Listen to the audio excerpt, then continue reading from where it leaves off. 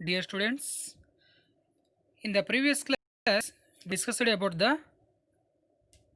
importance of water resources and major rivers of India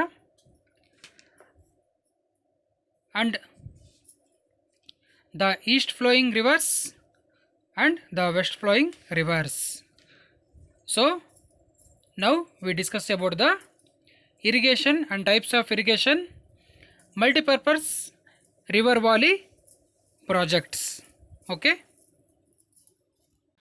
First one, irrigation. Irrigation means ನೀರಾವರಿ ಅಂತ ನಾವು ಕನ್ನಡದಲ್ಲಿ ಹೇಳ್ಬೋದು. Meaning of irrigation: the artificial supply of water for the purpose of agriculture is called irrigation. So the artificially we supply of water for the purpose of agriculture. ನಾವು agriculture ಕೃಷಿಯನ್ನು ಮಾಡೋದಕ್ಕೋಸ್ಕರ ಕೃತಕವಾಗಿ ನಾವು ನೀರನ್ನು ಏನು ಮಾಡ್ತೀವಿ, ಪೂರೈಕೆ ಮಾಡ್ತೀವಲ್ಲ, ಅದನ್ನು ನಾವೆಂತ ಕರಿಬೋದು, ನೀರಾವರಿ ಅಂತ ಕರಿಬೋದು. It refers to the supply of water to agricultural and land from rivers, reservoirs, tanks or from underground sources. ನಾವು ನದಿಗಳಿಗಾಗಿರ್ಬೋದು, ಲ್ಯಾಂಡ್ ಫ್ರಮ್ ರಿವರ್ಸ್ ನದಿಗಳಿಂದ, ರಿಸರ್ವೈರ್ಸ್ ಜಲಾಶಯ, ಕೆರೆ, ಟ್ಯಾಂಕ್ಸ್ ಅಂದರೆ ಕೆರೆ ಅಂತ ಹೇಳ್ಬೋದು, ಫ್ರಮ್ ಅಂಡರ್ಗ್ರೌಂಡ್ ಸೋರ್ಸಸ್ ಅಂದರೆ ಅಂತರ್ಜಲ. ಈ ಎಲ್ಲ ಮೂಲಗಳಿಂದ ನಾವು ಕೃಷಿ ಭೂಮಿಗೆ ನೀರನ್ನು ಸರಬರಾಜು ಮಾಡ್ತೀವಲ್ಲ, ಇದನ್ನು ನಾವೆಂತ ಕರಿಬೋದು, ಇರಿಗೇಷನ್ ಅಥವಾ ನೀರಾವರಿ ಅಂತ ನಾವು ಕರಿಬೋದು. Next, the need of irrigation. So the importance or need of irrigation. Irrigation ಏನಕ್ಕೆ ನಮಗೆ ಬೇಕು ಅಂತ, ಇದರ ಅವಶ್ಯಕತೆ ಏನು ಅನ್ನೋದನ್ನು ತಿಳಿಯೋಣ. India is an agricultural country. ನಮ್ಮ ಭಾರತ ಕೃಷಿ ಪ್ರಧಾನ ದೇಶ ಅಂತ ನಾವು ಹೇಳ್ಬೋದು. Therefore it needs a regular and sufficient supply of water. So ಭಾರತಕ್ಕೆ ಮುಖ್ಯವಾಗಿ ನಿರಂತರವಾಗಿ, ಹಾಗೆ ಅದಕ್ಕೆ ಮುಖ್ಯವಾಗಿ ಸಫಿಷಿಯೆಂಟ್ ಸಪ್ಲೈ ಆಫ್ ವಾಟರ್, ನೀರಿನ ನಿಯಮಿತವಾಗಿ ನಿರ್ದಿಷ್ಟವಾದ ನೀರಿನ ಒಂದು ಅವಶ್ಯಕತೆ ಇದೆ. ನಿರ್ದಿಷ್ಟ ಪ್ರಮಾಣದ ನೀರಿನ ಅವಶ್ಯಕತೆ ನಮ್ಮ ಭಾರತಕ್ಕಿದೆ. Agriculture in India depends mainly on monsoon rainfall. ನಮ್ಮ ಭಾರತದ ಅಗ್ರಿಕಲ್ಚರ್ ಯಾವುದ್ರ ಮೇಲೆ ಮುಖ್ಯವಾಗಿ ಡಿಪೆಂಡ್ ಆಗಿದೆ ಅಂದರೆ ಮಾನ್ಸೂನ್ ರೈನ್ಫಾಲ್ ಅಂದರೆ ಮಾನ್ಸೂನ್ ಮಳೆಯನ್ನು ಇದು ಆಧರಿಸಿದೆ. It seasonal, uncertain and unevenly distributed.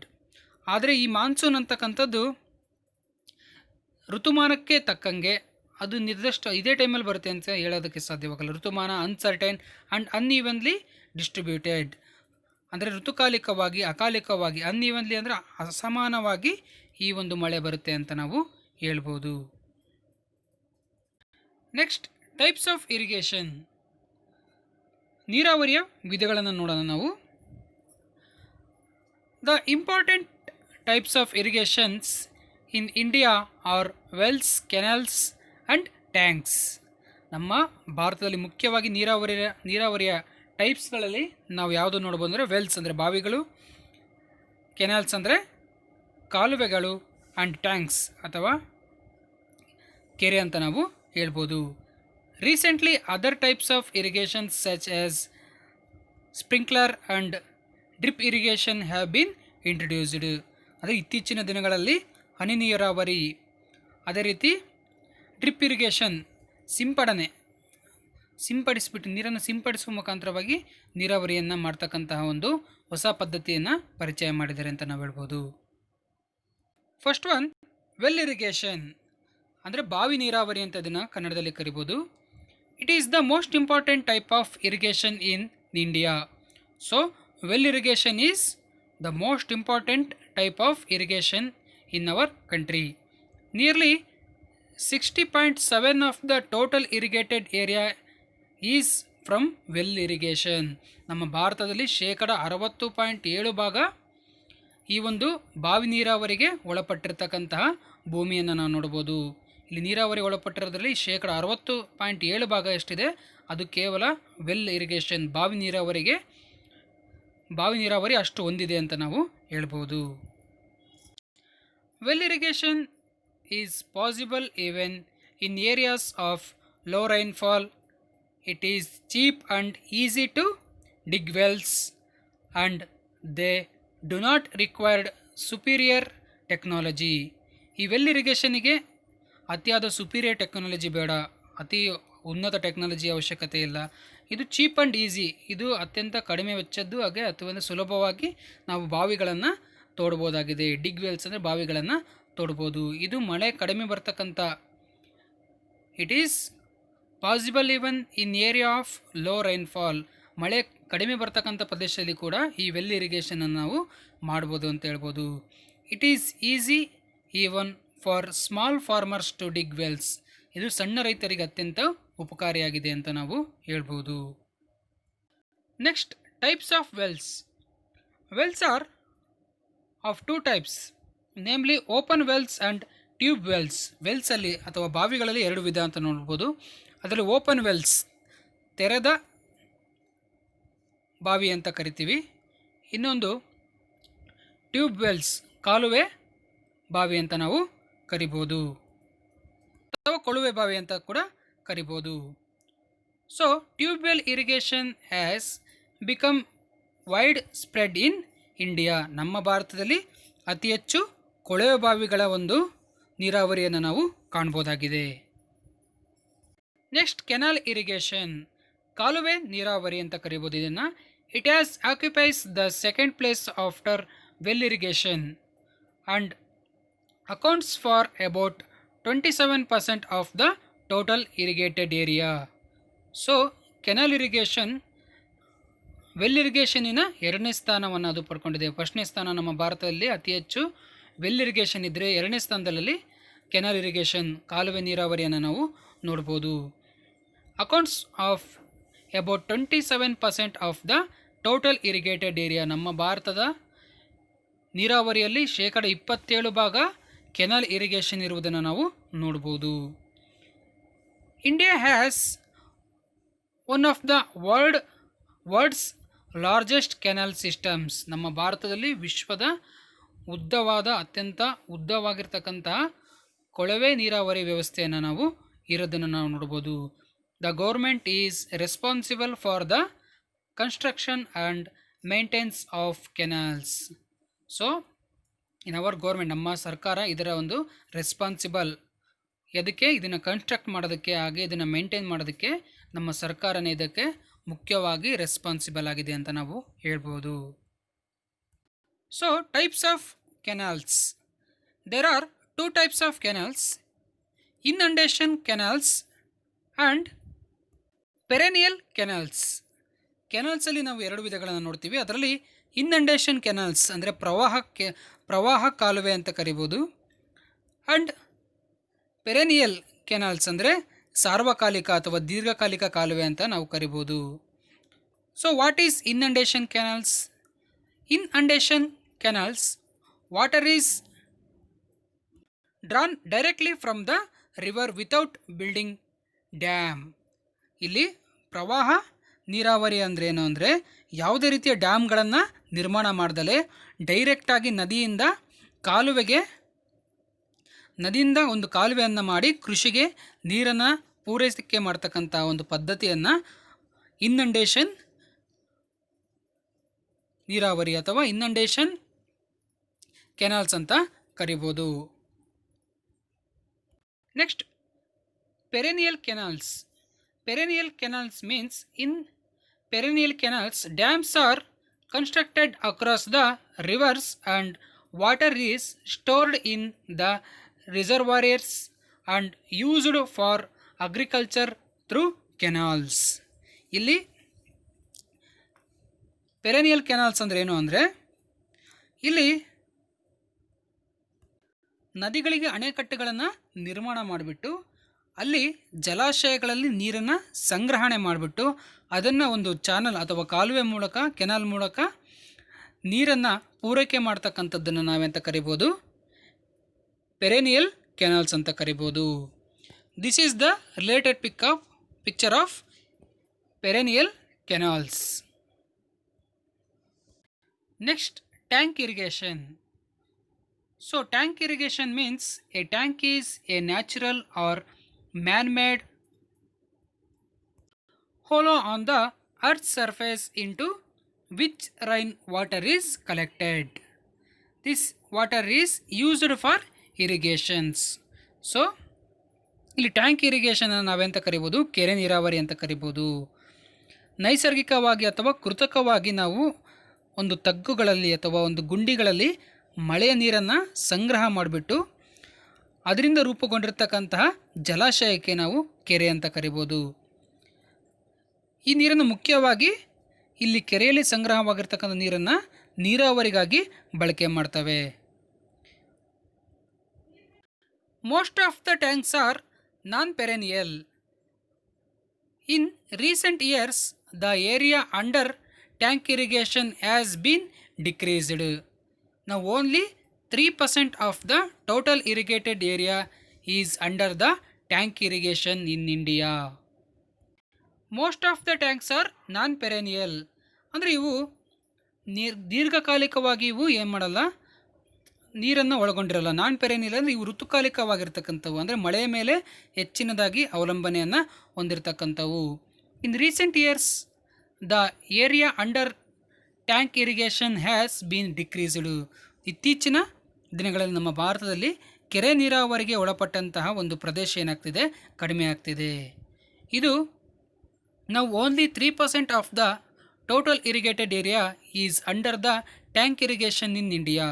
ಅಂದರೆ ನಮ್ಮ ಭಾರತದಲ್ಲಿ ನೀರಾವರಿಯಲ್ಲಿ 3% ಮಾತ್ರ ಕೆರೆ ನೀರಾವರಿಯನ್ನು ಒಳಗೊಂಡಿರ್ತಕ್ಕಂಥದ್ದು ಅಂತ ನಾವು ನೋಡ್ಬೋದು. Next, multipurpose river valley projects, ವಿವಿಧೋದ್ದೇಶ ನದಿ ಕಣಿವೆ ಯೋಜನೆಗಳು ಅಂತ ಇದನ್ನು ಕನ್ನಡದಲ್ಲಿ ಹೇಳ್ಬೋದು. So what is multipurpose river valley projects? So here the river valley projects which provide multiple benefits are called multipurpose river valley projects. ಅಂದರೆ ವಿವಿಧ ಉದ್ದೇಶಗಳನ್ನು ಪೂರೈಸೋಕ್ಕೋಸ್ಕರ, ವಿವಿಧ ರೀತಿಯ ಉಪಯೋಗಗಳನ್ನು ಪಡೆಯೋದಕ್ಕೋಸ್ಕರ ರೂಪಿಸಿರ್ತಕ್ಕಂತಹ ಯೋಜನೆಗಳನ್ನು, ನದಿ ಕಣಿವೆ ಯೋಜನೆಗಳನ್ನು ವಿವಿಧೋದ್ದೇಶ ನದಿ ಕಣಿವೆ ಯೋಜನೆಗಳು ಅಂತ ನಾವು ಹೇಳ್ಬೋದು. Next, the main aims of these projects are to provide water irrigation. ಇದರ ಮುಖ್ಯ ಉದ್ದೇಶಗಳೇನು ಅಂದರೆ, ಮೊದಲನೇದು ಟು ಪ್ರೊವೈಡ್ ವಾಟರ್ ಇರಿಗೇಷನ್ ಅಂದರೆ ನೀರಾವರಿಯ ಪೂರೈಕೆ ಮಾಡ್ತಕ್ಕಂಥದ್ದು. ಟು ಕಂಟ್ರೋಲ್ ದ ಫ್ಲೂಡ್ಸ್, ಪ್ರವಾಹವನ್ನು ನಿಯಂತ್ರಣ ಮಾಡ್ತಕ್ಕಂಥದ್ದು. ಟು ಜನರೇಟ್ ಎಲೆಕ್ಟ್ರಿಸಿಟಿ, ಜಲವಿದ್ಯುತ್ತನ್ನು ತಯಾರಿಕೆ ಮಾಡ್ತಕ್ಕಂಥದ್ದು. Next, to prevent soil erosion, ಮಣ್ಣಿನ ಸವಕಳಿಯನ್ನು ನಿಯಂತ್ರಣ ಮಾಡ್ತಕ್ಕಂಥದ್ದು. To develop inland waterways and fishing, ಒಳನಾಡಿನ ನೌಕಾಯಾನ ಅಥವಾ ಸಾರಿಗೆ ಆಗಿರ್ಬೋದು, ಒಳನಾಡಿನ ಮೀನುಗಾರಿಕೆಯನ್ನು ಏನು ಮಾಡ್ತಕ್ಕಂಥದ್ದು, ಅಭಿವೃದ್ಧಿಪಡಿಸ್ತಕ್ಕಂಥದ್ದು. ಟು ಪ್ರೊವೈಡ್ ರೀಕ್ರಿಯೇಷನ್ ಫೆಸಿಲಿಟೀಸ್, ನೀರಿನ ಪುನರ್ಬಳಕೆಯ ಒಂದು ವ್ಯವಸ್ಥೆಯನ್ನು ಮಾಡ್ತಕ್ಕಂಥದ್ದು. To provide water for domestic purposes and industries, ಅಂದರೆ ಗೃಹ ಬಳಕೆಗಾಗಿರ್ಬೋದು, ಕೈಗಾರಿಕೆಗಳಿಗೆ ನೀರನ್ನು ಪೂರೈಕೆ ಮಾಡ್ತಕ್ಕಂಥದ್ದು. To reclaim land for agriculture, ನಿರುಪಯುಕ್ತ ಭೂಮಿಯನ್ನು ಕೃಷಿ ಭೂಮಿಯಾಗಿ ಪರಿವರ್ತನೆ ಮಾಡ್ತಕ್ಕಂಥದ್ದು. ನೆಕ್ಸ್ಟ್, ಅಫಾರೆಸ್ಟೇಷನ್ ಅಂದರೆ ಅರಣ್ಯದ ಪೋಷಣೆ ಮಾಡ್ತಕ್ಕಂಥದ್ದು ಅಥವಾ ಅರಣ್ಯೀಕರಣವನ್ನು ಮಾಡ್ತಕ್ಕಂಥದ್ದು.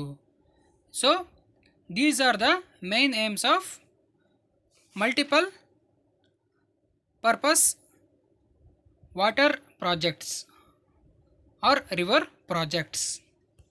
So the major multipurpose projects, first one Damodar valley project, Damodar ನದಿ ಕಣಿವೆ ಯೋಜನೆ ಅಂತ ಇದನ್ನು ಕನ್ನಡದಲ್ಲಿ ಹೇಳ್ಬೋದು. This project is the first multipurpose river valley project of the country, ನಮ್ಮ ಭಾರತದ ಮೊದಲ ವಿವಿಧೋದ್ದೇಶ ನದಿ ಕಣಿವೆ ಯೋಜನೆ ಇದು ಅಂತ ನಾವು ಹೇಳ್ಬೋದು.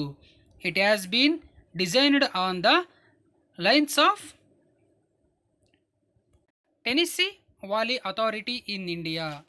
ಇದನ್ನು ಯಾವ ಒಂದು ಯೋಜನೆ ಆಧಾರವಾಗಿ ಇದನ್ನು ಡಿಸೈನ್ ಮಾಡಿದ್ದಾರೆ ಅಂದರೆ, ಯು ಎಸ್ ಎದ lines of Tennessee valley authority ಅಂತಕ್ಕಂಥ ಯೋಜನೆ ಆಧಾರದ ಮೇಲೆ ಈ ಒಂದು ಯೋಜನೆಯನ್ನು ಡಿಸೈನ್ ಮಾಡಲಾಗಿದೆ, ರೂಪಿಸಲಾಗಿದೆ ಅಂತ ನಾವು ಹೇಳ್ಬೋದು. The river Damodar was called ಸ್ಯಾರೋ of Bengal because it was causing devastating floods during the rainy seasons and damaged crops and human. So, river Damodar was called Sorrow of Bengal. ಈ ದಾಮೋದರ ನದಿಯನ್ನು ಸ್ಯಾರೋ ಆಫ್ ಬೆಂಗಾಲ್ ಅಂತ ಕರೀತಾರೆ, ಬಂಗಾಳದ ದುಃಖಕಾರಿ ನದಿ ಅಂತ ಕರೀತಾರೆ.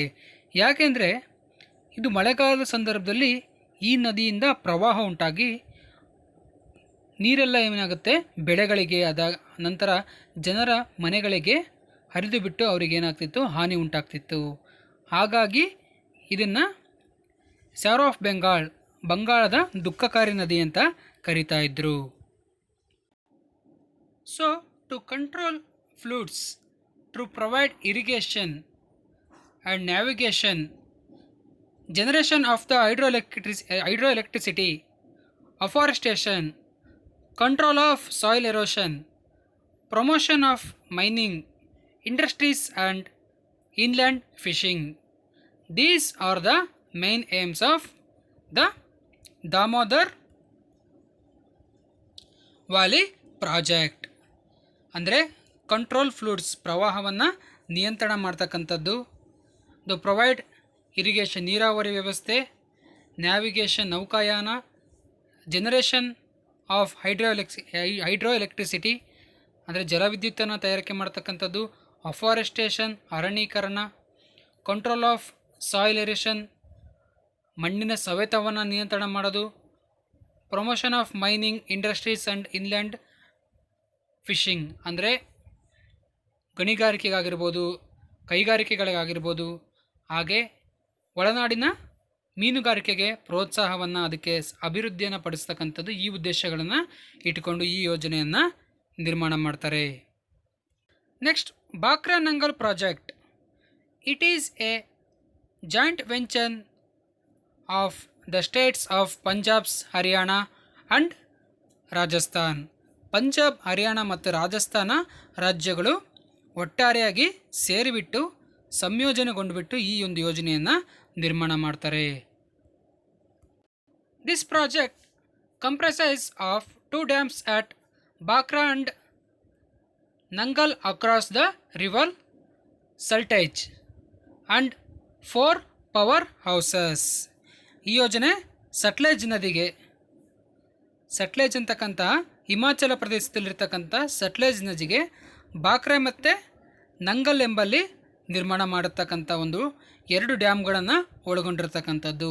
ಅದೇ ರೀತಿ 4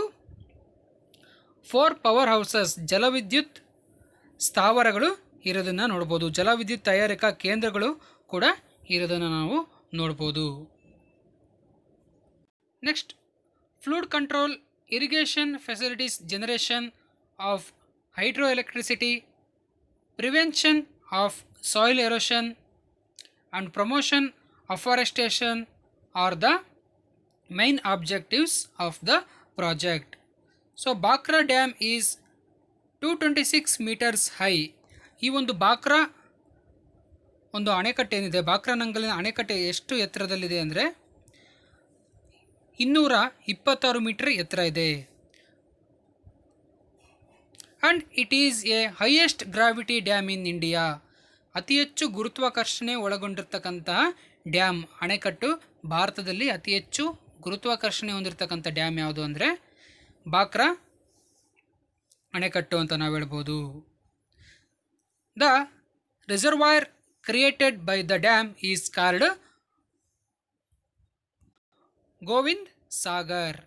ಇದರಿಂದ ನಿರ್ಮಾಣ ಆಗಿರ್ತಕ್ಕಂಥ ಜಲಾಶಯವನ್ನು ಏನಂತ ಕರೀತಾರೆ ಅಂದರೆ ಗೋವಿಂದ ಸಾಗರ್ ಅಂತ ಕರೀತಾರೆ.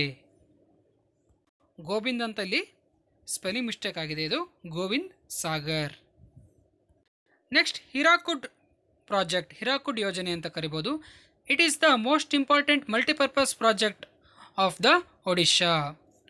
ಒಡಿಶಾ ರಾಜ್ಯದ ಅತ್ಯಂತ ಪ್ರಮುಖವಾದ ವಿವಿಧೋದ್ದೇಶ ನದಿ ಕಣಿವೆ ಯೋಜನೆ ಅಂತ ನಾವು ಇದನ್ನು ಕರಿಬೋದು.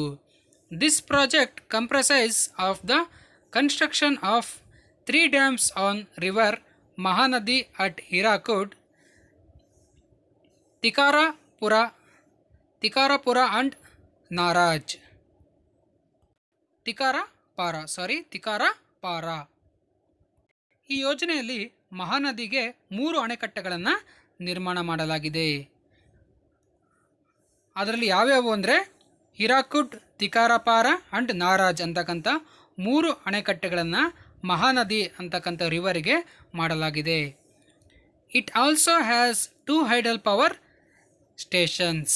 Hirakud project also has 2 hydel power stations.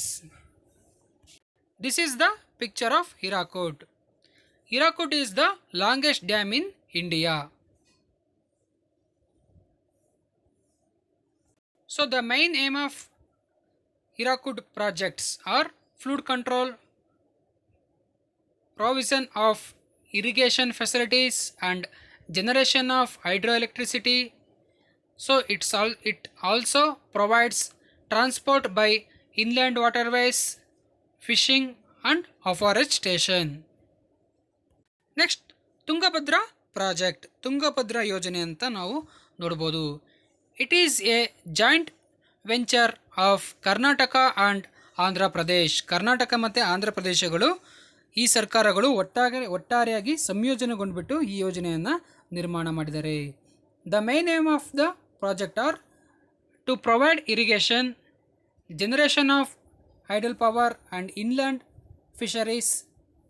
It comprises a dam and 3 hydel power houses. ಇದರ ಮುಖ್ಯ ಯೋಜನೆಗಳು ಏನೇನು ಅಂದರೆ ನೀರಾವರಿಯನ್ನು ಪೂರೈಕೆ ಮಾಡೋದು, ಜಲವಿದ್ಯುತ್ ತಯಾರಿಕೆ, ಒಳನಾಡಿನ ಮೀನು ಸಾರಿಗೆಯನ್ನು ಅಭಿವೃದ್ಧಿಪಡಿಸ್ತಕ್ಕಂಥದ್ದು. ಈ ಯೋಜನೆ 1 ಅಣೆಕಟ್ಟನ್ನು, ಅದೇ ರೀತಿ 3 ಹೈಡಲ್ ಪವರ್ ಹೌಸಸ್ ಜಲವಿದ್ಯುತ್ ತಯಾರಕ ಕೇಂದ್ರಗಳನ್ನು ಒಳಗೊಂಡಿದೆ ಅಂತ ನಾವು ಹೇಳ್ಬೋದು. A dam has been constructed across river Tungabhadra, a tributary of Krishna. Krishna ನದಿಯ ಉಪನದಿಯಾದ ತುಂಗಭದ್ರಾ ನದಿಗೆ ಈ ಒಂದು ಅಣೆಕಟ್ಟನ್ನು ಕಟ್ಟಲಾಗಿದೆ. At Mallapuram near Hosapete in Ballari district of Karnataka. Karnataka ರಾಜ್ಯದ ಬಳ್ಳಾರಿ ಜಿಲ್ಲೆಗೆ ಸೇರತಕ್ಕಂಥ ಹೊಸಪೇಟೆಯ ಬಳಿ ಇರತಕ್ಕಂಥ ಮಲ್ಲಾಪುರಂ ಎಂಬಲ್ಲಿ ಈ ಒಂದು ಯೋಜನೆಯನ್ನು, ಈ ಒಂದು ಡ್ಯಾಮನ್ನು ನಿರ್ಮಾಣ ಮಾಡಲಾಗಿದೆ. The reservoir created by this dam is called Pampasagara. ಇದರಿಂದ ನಿರ್ಮಾಣಗೊಂಡಿರ್ತಕ್ಕಂಥ ಜಲಾಶಯಕ್ಕೆ ಪಂಪಸಾಗರ ಅಂತ ಕರೆಯಲಾಗಿದೆ. Next upper Krishna project, Krishna ಮೇಲ್ದಂಡೆ ಯೋಜನೆ ಅಂತ ಇದನ್ನು ಕನ್ನಡದಲ್ಲಿ ಹೇಳ್ಬೋದು. It is the biggest multipurpose river valley project in north Karnataka across river Krishna. ಇದು ಕೃಷ್ಣಾ ನದಿಗೆ ನಿರ್ಮಾಣ ಮಾಡಿರ್ತಕ್ಕಂತಹ ಉತ್ತರ ಕರ್ನಾಟಕದ ಅತಿ ದೊಡ್ಡ ಮಲ್ಟಿಪರ್ಪಸ್ ರಿವರ್ ಪ್ರಾಜೆಕ್ಟ್ ಅಂತ ನಾವು ಹೇಳ್ಬೋದು. It comprises of 2 dams, namely Almatti and Narayanapura and a hydel power house. ಇದು ಆಳಮಟ್ಟಿ ಮತ್ತು ನಾರಾಯಣಪುರ ಎಂಬಲ್ಲಿ ನಿರ್ಮಾಣ ಮಾಡತಕ್ಕಂಥ 2 ಅಣೆಕಟ್ಟುಗಳು ಮತ್ತು 1 ಜಲವಿದ್ಯುತ್ ತಯಾರಿಕಾ ಕೇಂದ್ರಗಳನ್ನು ಒಳಗೊಂಡಿದೆ. The main aims of the project are to provide irrigation, drinking water and to generate hydroelectricity. These are the main important aims of this project. The Alamatti Dam is constructed near Alamatti village in Basavana Bagewadi taluk. Basavana Bagewadi ತಾಲೂಕಿನ ಬಳಿ ಇರ್ತಕ್ಕಂಥ ಆಲಮಟ್ಟಿ ಗ್ರಾಮಕ್ಕೆ ಈ ಒಂದು ಆಲಮಟ್ಟಿ ಡ್ಯಾಮನ್ನು ನಿರ್ಮಾಣ ಮಾಡಲಾಗಿದೆ. Next the Kosi project, Kosi ಯೋಜನೆ ಅಂತ ಕರೀಬೋದು. It is an international project and a joint venture of India and Nepal. ಇದು ಅಂತಾರಾಷ್ಟ್ರೀಯ ಮಟ್ಟದ ಯೋಜನೆ ಆಗಿದ್ದು ಇಂಡಿಯಾ ಮತ್ತು ನೇಪಾಳ ಎರಡೂ ಸಂಯೋಜನೆಗೊಂಡ್ಬಿಟ್ಟು ಈ ಯೋಜನೆಯನ್ನು ನಿರ್ಮಾಣ ಮಾಡ್ತಾರೆ. A dam is built across river Kosi near Hanuman Nagar in Nepal. ಇದು ಕೋಸಿ ನದಿಗೆ, ಹನುಮಾನ್ ನಗರದ ಕೋಸಿ ನದಿಯ ಬಳಿ, ನೇಪಾಳದ ಹನುಮಾನ್ ನಗರದ ಕೋಸಿ ನದಿಯ ಬಳಿ ಈ ಅಣೆಕಟ್ಟನ್ನು ನಿರ್ಮಾಣ ಮಾಡಲಾಗಿದೆ. The main objectives of this project are irrigation, flood control, tidal power generation and fishing. The project has been executed by India, but the benefits are shared both by India and Nepal. ಇದು ಭಾರತದಿಂದಲೇ ನಿರ್ಮಾಣ ಆಗಿರ್ತಕ್ಕಂಥ ಯೋಜನೆ ಆದರೂ ಕೂಡ ಇದರ ಉಪಯೋಗವನ್ನು India ಮತ್ತು ನೇಪಾಳ್ ಎರಡು ದೇಶಗಳು ಪಡಿತಿವೆ ಅಂತ ನಾವು ಹೇಳ್ಬೋದು. Next, the Rihand valley project. This is the most important multipurpose river valley project of Uttar Pradesh. Built across Rihand River, a tributary of Son or a tributary of Sone. ಇದು ಕೂಡ ಉತ್ತರ ಪ್ರದೇಶದ ಒಂದು ಪ್ರಮುಖ ಮಲ್ಟಿಪರ್ಪಸ್ ರಿವರ್ ವ್ಯಾಲಿ ಪ್ರಾಜೆಕ್ಟ್ ಅಂತ ನಾವು ಹೇಳ್ಬೋದು. ಇದನ್ನು ರಿಹಾರ್ ಅಂತಕ್ಕಂತಹ ನದಿಗೆ, ಅಂದರೆ ಸೋನೆ ನದಿಯ ಉಪನದಿಯಾದ ರಿಹಾರ್ ನದಿಗೆ ಈ ಒಂದು ಅಣೆಕಟ್ಟನ್ನು ನಿರ್ಮಾಣ ಮಾಡಲಾಗಿದೆ. Flood control, prevention of soil erosion, inland fishing, provides irrigation and power generation are the main aims of the Rihand project. The reservoir created by this dam is called Govind Vallabh Pant Sagar. ಈ ಯೋಜನೆಯಿಂದ ನಿರ್ಮಾಣ ಆಗಿರ್ತಕ್ಕಂತಹ ರಿಸರ್ವಾಯರ್ ಜಲಾಶಯದ ಹೆಸರೇನಪ್ಪ ಅಂದರೆ ಗೋವಿಂದ ವಲ್ಲಭ ಪಂತ್ ಸಾಗರ ಅಂತ ನಾವು ಹೇಳ್ಬೋದು. Next, final, the Nagarjuna Sagar project. It is built across river Krishna near Nagarjunakonda in Telangana. ಅಂದರೆ ಈ ಯೋಜನೆಯ ಅಣೆಕಟ್ಟನ್ನು ತೆಲಂಗಾಣ ರಾಜ್ಯದ ನಾಗಾರ್ಜುನಕೊಂಡದ ಬಳಿ ಕೃಷ್ಣಾ ನದಿಗೆ ಇದನ್ನು ನಿರ್ಮಾಣ ಮಾಡಲಾಗಿದೆ. The main aims of this project are irrigation and power generation. ಅಂದರೆ ನೀರಾವರಿಯ ಪೂರೈಕೆಯಾಗಿ ಜಲವಿದ್ಯುತ್ ಶಕ್ತಿಯ ಉತ್ಪಾದನೆ ಈ ಯೋಜನೆಯ ಮುಖ್ಯ ಉದ್ದೇಶಗಳು ಅಂತ ನಾವು ಹೇಳ್ಬೋದು. Okay dear students, understand? Dear students, today now discussed about the types of irrigation and multipurpose river valley projects and major multipurpose projects. So this chapter is completed. In the next class we discuss about the another chapter. Okay, write down the homework. What is irrigation? Mention the types in India. Second, why is irrigation important in India? Last one, what is multipurpose river valley project? Okay dear students, thank you.